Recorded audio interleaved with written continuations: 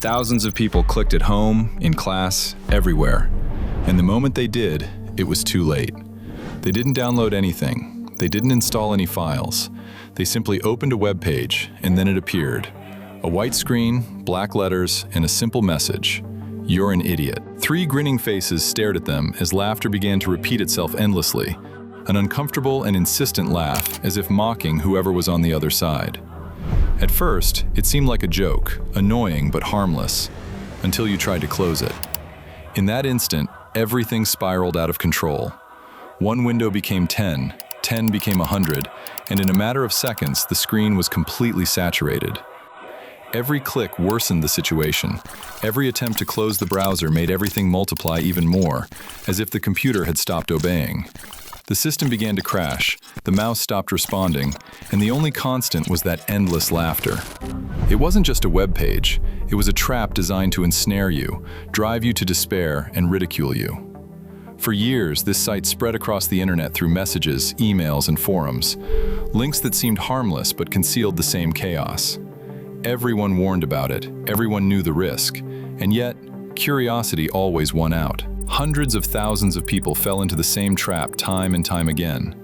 And the most unsettling thing wasn't the virus, or even the laughter. It was that, to this day, no one knows who was really behind it all, or what their true objective was. No one knows why.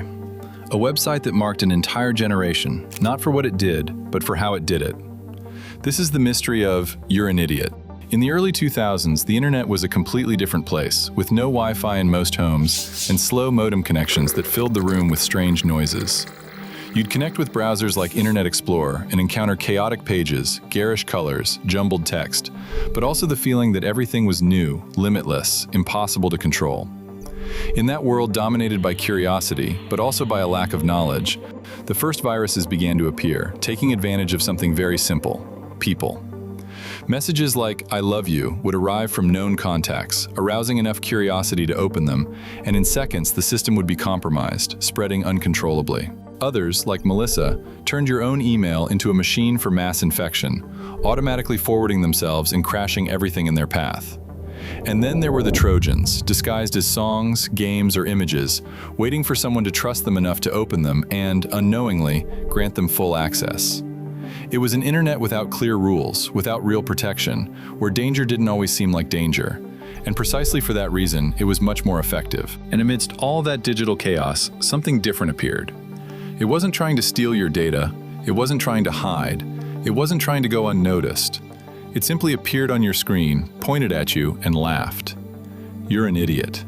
A simple, almost ridiculous message, but impossible to ignore, and worse, impossible to stop.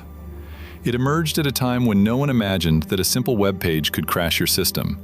And it was then that many understood, for the first time, that the internet wasn't just a game.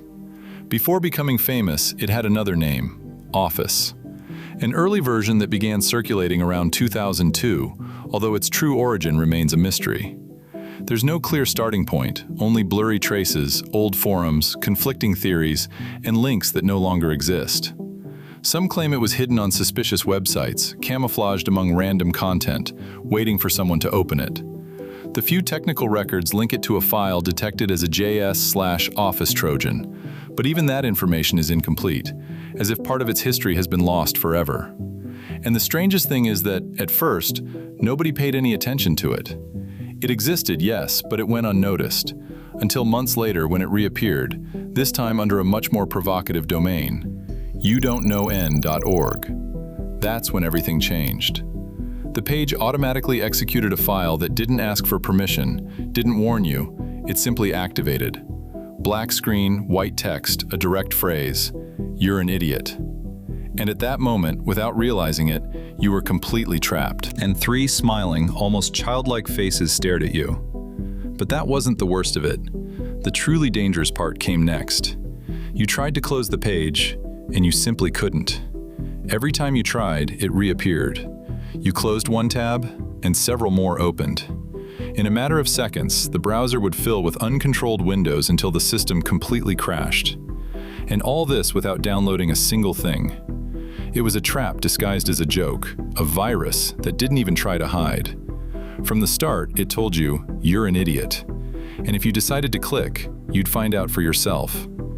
It didn't infiltrate your files, it didn't need administrator privileges. It simply exploited the most basic part of your system, the browser. And in 2004, when millions of people were using Internet Explorer with virtually no protection, that little script became a real nightmare. Because what made this page different wasn't its design or its message, it was its behavior. You'd go to the website, and in less than 2 seconds, everything would be up and running. The content would load automatically, and the screen would freeze, leaving you unable to react. Behind it all was a simple but incredibly effective piece of code. It triggered what's known as an infinite pop-up window loop. Every attempt to close one generated several more, multiplying uncontrollably. The windows bounced around the screen, the sound increased on its own, impossible to lower or mute. You tried closing everything, using keyboard shortcuts, anything, but nothing responded. The system began to freeze until it crashed completely, forcing you to manually shut down the computer. And the most unsettling part came afterward. When you turned it back on, there was no trace left. No corrupted files, no installed programs. Everything was the same. Only the memory remained.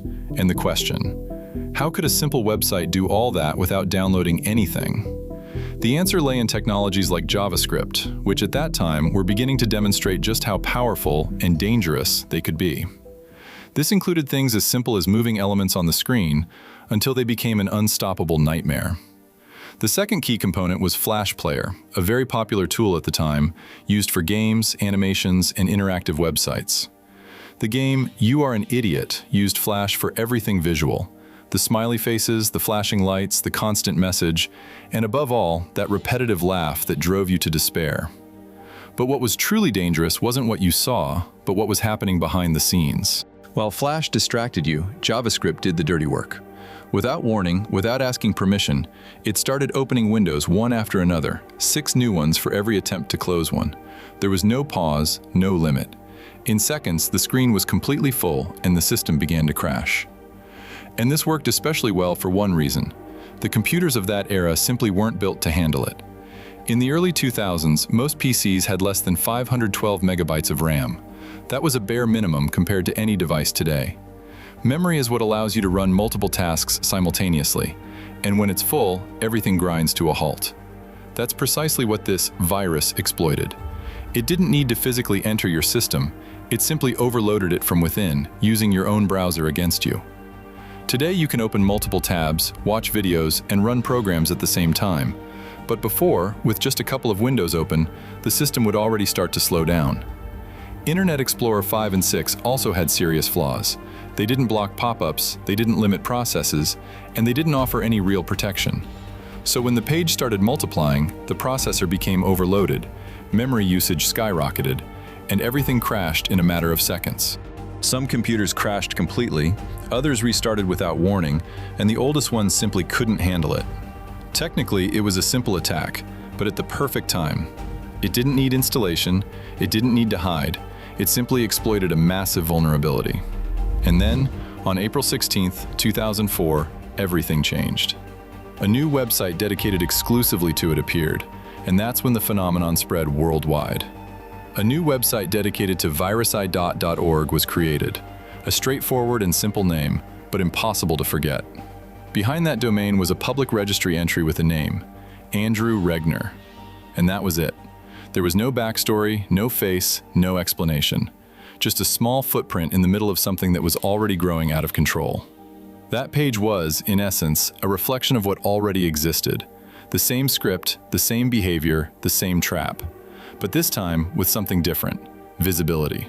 Between 2005 and 2012, it stopped being a simple joke and became something much bigger, a phenomenon, an internet icon, and, above all, a psychological game from which it was almost impossible to escape. In an era when social media was just beginning, when YouTube didn't dominate and Facebook wasn't even ubiquitous, this page achieved something very few managed. Going viral without algorithms, without advertising, without any central platform. It was shared through email chains, appeared in forums, on personal blogs, in public chat rooms. It arrived via Messenger, via MySpace, always in the same way, as a challenge. Do you dare to click? And therein lay the key. They didn't force you. They didn't directly deceive you. They played with your mind. The message was clear, almost provocative. You're not going to do it, because you're not that stupid, are you? And precisely for that reason, people clicked. Thousands of users fell into the trap. And the strangest thing is that it didn't stop there. It was shared among friends, colleagues, even strangers. It was like passing the problem on to someone else, like an unbreakable chain. The internet began to fill with warnings. Don't go in, don't click, avoid it at all costs. But it was no use, because for every warning, there was someone willing to see for themselves. Then the rumors started, stories that exaggerated everything. That it erased hard drives, activated cameras, was connected to hackers in other countries. None of it was true, but fear fueled its growth. It turned it into a legend. References, memes, forum posts, and hidden mentions began appearing in different corners of the internet. It was no longer just a website, it was part of digital culture. And the most unsettling thing is that, despite everything, no one knows for sure who created it. Only theories, a lone troll, ancient communities, even versions that point to lost origins in other languages. But no definitive proof, only one certainty. It didn't need to evolve, it didn't need to hide, it just needed someone to click. There are even those who claim that the author called himself Daki, a name that appears in older versions of the original file. But beyond that, everything becomes blurry. The only real trace points to Andrew Regner, the name listed in the official domain registration. He bought it in 2004, and then he disappeared. There are no photos, no history, no clear activity that directly links him to the origin of the virus. And yet, something doesn't add up.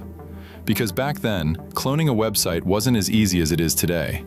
Tools weren't readily available, the code couldn't be inspected easily, and copying something that had disappeared as quickly as the original site was even more challenging. So the question is unavoidable. How did he get that script? Did he have direct access to the file? Was he part of the environment where it all began? Because replicating it with such precision doesn't seem like a coincidence. And that's where the suspicions begin. Andrew doesn't seem like a mere bystander. Years later, the domain was sold to an unknown company, which opens up another, even more unsettling possibility. That he was behind it all from the start. Creating the site, sowing rumors, generating conversation. It didn't take much. A few forum posts, exaggerated warnings, and mysterious stories were enough. The rest depended on people's curiosity. Was he the real creator? Did he program it? Or did he simply reuse something that already existed? The truth is, there's no definitive proof. Only fragments, lost comments, theories, incomplete traces. And precisely for that reason, the figure behind it all became something bigger, almost a legend.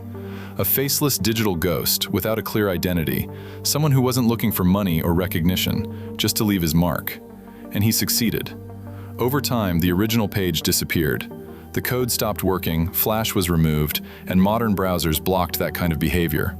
But the story didn't end there, because the internet never forgets. Soon, copies, recreations, and adapted versions began to appear. One of the best known was a harmless replica that preserved the original aesthetic, but without the damaging effects. Only the experience remained, the memory. Then came new versions, modern reinterpretations, attempts to revive what was once a digital nightmare. But none managed to replicate the most important thing, the context. That precise moment when the internet was vulnerable, chaotic, and completely unpredictable. Because in the end, You're an Idiot wasn't just a page. It was a reflection of an era where a single click could turn everything into chaos. This time, it didn't return as an attack, but as an experiment. The idea was simple, to demonstrate that, even years later, it was possible to recreate the same effect that had crashed thousands of computers. And they succeeded. With modern tools, the behavior could be replicated almost perfectly, but in a controlled way, without damaging the system. A faithful copy, but safe. However, not all versions followed that path. Over time, more aggressive clones began to appear. Executable files disguised as documents, links that promised the same thing, but hid something else. It was no longer just a visual joke. Some included keyloggers, others opened backdoors in the system, allowing remote access without the user noticing. What was once an annoying experience began to become a real threat. These new programs began to circulate in the darkest corners of the internet. Hidden forums, pirate download sites, hard-to-trace networks. They never achieved the notoriety of the original, but they did cause real damage. Because what made You're an Idiot special wasn't its code, but the feeling it left behind. For years, there was a real fear of clicking on it. It didn't matter where the link came from. It could have been a friend, an acquaintance, or a complete stranger. The doubt was always there. Because you knew that with a single click, you could lose control of everything, while that laughter echoed endlessly. Today, if you search for that name, results still appear. Versions, videos, recreations. Some even still work, but it's not the same. Modern browsers are designed to prevent precisely that kind of behavior. They block pop-ups, limit processes, and stop suspicious scripts.